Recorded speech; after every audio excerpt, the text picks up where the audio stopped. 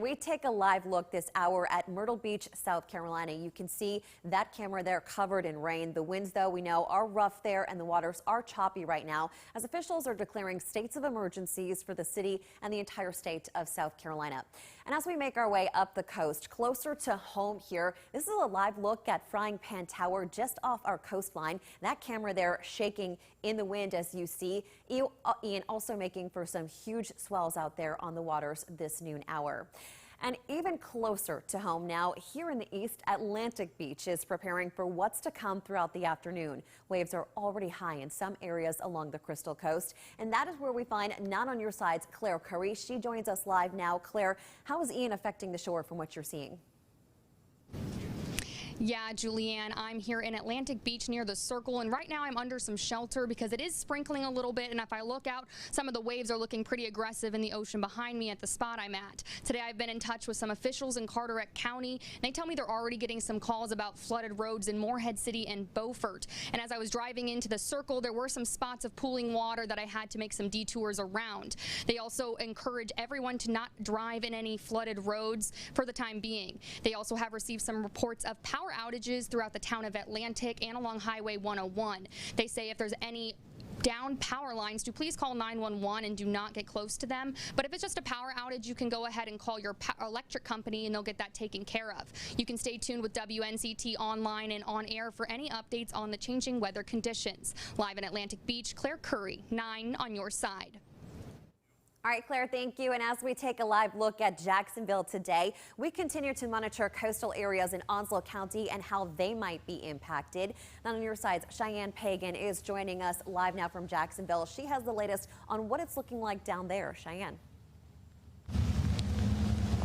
Good afternoon, Julianne. It is raining. It's been raining on and off all morning long since I've been here working at 6 a.m. I spoke with Onslow County officials about an hour ago, and they told me they've seen some power outages throughout the county on and off all morning, and they've also seen some overwash in the North Topsail and Sneads Ferry area. We do know that Onslow County and the city of Jacksonville are actually under a state of emergency right now. They're doing this in preparation for Ian, and we do know that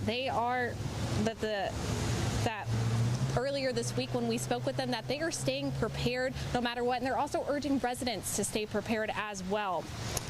And they told us they are prepared for whatever Ian will bring to the area. Stay with us on air and on our website as we continue to monitor Ian and bring you updates. Live in Jacksonville, Cheyenne Pagan 9 on your side. Cheyenne, thanks for keeping us updated. And we go a couple counties north now as we look live here at New Bern.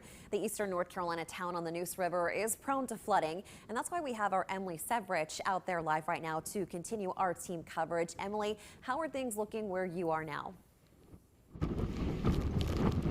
Yeah, Julianne, we've been out here since about 11 this morning now. The rain has certainly died down, but just as Rob was saying about those wind gusts here in New Bern, we are certainly feeling them. We are getting a lot of sideways gust of wind coming off of the water. And when that rain was coming down really hard earlier when we first got here, it was really big, heavy drops of rain just pelting at you. I am going to step out of the way to let our photographer Tony zoom in a little bit so you can see Union Point Park. We actually tried to set up there originally when we first got here, but Union Point Park is completely blocked off actually by police officers right now because of the amount of flooding in that area. So we actually had to make a detour. We're actually out here at Persimmon's Waterfront Restaurant. I'm going to step back into camera for a second, but you could probably see a lot of the swells of those waves on the water. We've seen a lot of driftwood being washed up and a lot of people making some risky decisions, wading through some water. So like we're going to continue to say throughout today, make sure you're not driving through standing water. Just make some smart choices.